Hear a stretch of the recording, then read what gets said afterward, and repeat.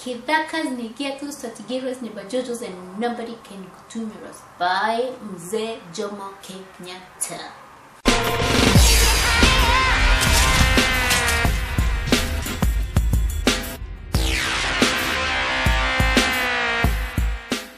Bam bam bam bam bam. Yo, what's up guys, it's Rosebud and welcome to my channel. Thank you so much for tuning in again. For the new subscribers, please welcome to the family and please feel at home. And for the rest of you, thank you so much for tuning in again. I hope you're fine and I hope you're great, and I hope this video finds you well. Well, the other day I was talking to my supervisor who had a very clear opinion on the matter of colonialism. If it were him, by the way, he's a white German guy, if it were him, he would hate Christians and white people if he were me. And I've never thought about it before, where I stand on the whole matter of colonialism. According to my opinion, was colonialism a good thing or a bad thing? And that's why today we are looking at my thoughts, my opinions on the matter of colonialism. And without further ado, let's get straight to it.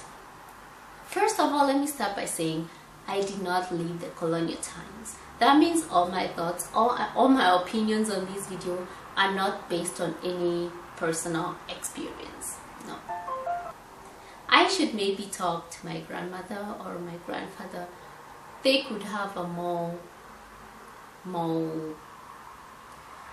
personal opinion on the matter. But according to my post-colonial experience and the stories and the literature that we have come across all through our life, I think I can make my own mind on did I find it good or bad.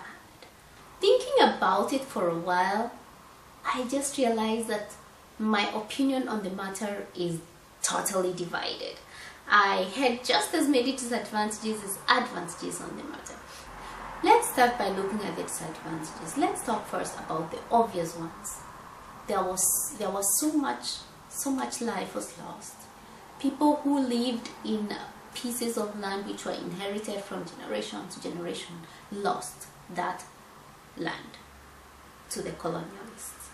Imagine living in a piece of land from your great grandfather, and all of a sudden comes away the British people.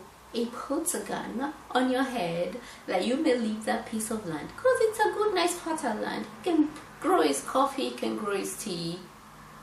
Yeah, you better leave that place or he shoots you. Seriously. Yeah. So, yeah, those were the two major disadvantages. Yeah. Thirdly, there was the introduction of slavery.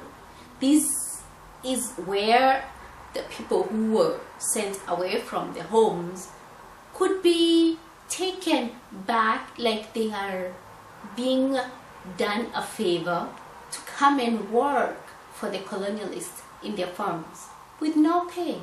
And then they would take their relatives outside to their mother country so that they may work there on their farms. Seriously, so the whole thing of the slavery started there. Third disadvantage. Another one, there was the introduction of the minority complex, especially of the black community. And this is where racism and colorism started from, because the whole situation was implemented with the idea of white is better. And even among the Africans, you could notice that the lighter colored were favored. They were made to do the lighter jobs. So the whole racism and colorism mentality started with the colonialization. 4. Point number 5, the brainwashing. First of all, you're held as a slave by somebody who forces you, first of all, to learn their way of life, and you are not allowed to think for yourself at all. So you just have to follow what the master says. It's like not asking questions, not thinking ahead, and of course you cannot refuse.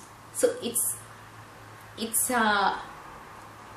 this brainwashing experience which I think many Africans, I'll just stay with Kenyans, still suffer from up to today. You will notice that parents, grandparents, whoever went through that period of time, they will tend to bring up their children in that mentality of, this is what I say, this is what you have to do, because this is how they lived for decades and decades, and they don't know it otherwise. So it kind of messed our whole system. It just, our Kenyan children are no longer allowed to think for themselves, because teachers will teach them, this is what is right, this is how it's done, you cannot do it any other way. And this is how children learn, and this is how they teach their children, and this is what continues to happen. This one is not much development, because we lack that freedom of thought, freedom of exploitations, freedom, because of that brainwash which took place decades ago. I mean, it's not, when you think about it, it's not so long time ago. Kenya gained its independence in 1963. It's not really so long time ago.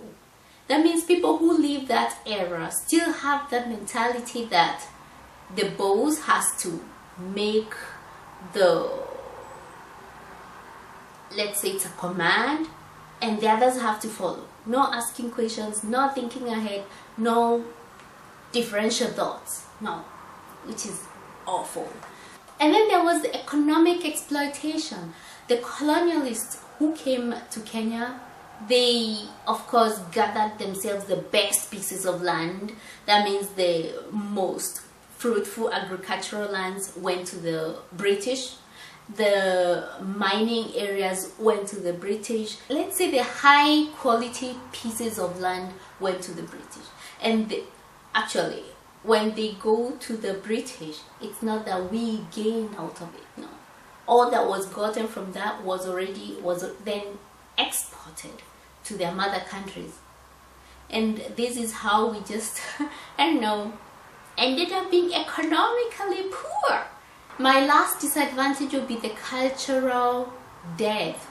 I mean, the colonialists brought so many things with us which we'll look at when we are looking at the advantages.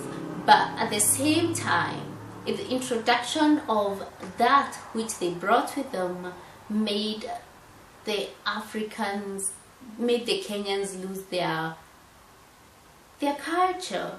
Because Kenyans had their own religion, right? Kenyans had their own way of education. Kenyans had their traditions. And when somebody comes and just forces you to change your ways of life, that means you don't pray to that big rock or that big mountain anymore, but you pray to a god. You don't do the rain dance when it's not raining. You know, all those beliefs, traditions, and cultural practices were just vanished, and it was considered that Kenyans did not have a culture, which is not true. Anyway, yeah, like you can see, there were really many major disadvantages of the colonial times, but there were also some advantages which the colonialists brought to Kenya. And so you guys, also my thoughts on the colonial times. If you like the video, please don't forget to give it a thumbs up, and if you've not subscribed, please do, because I do post every week.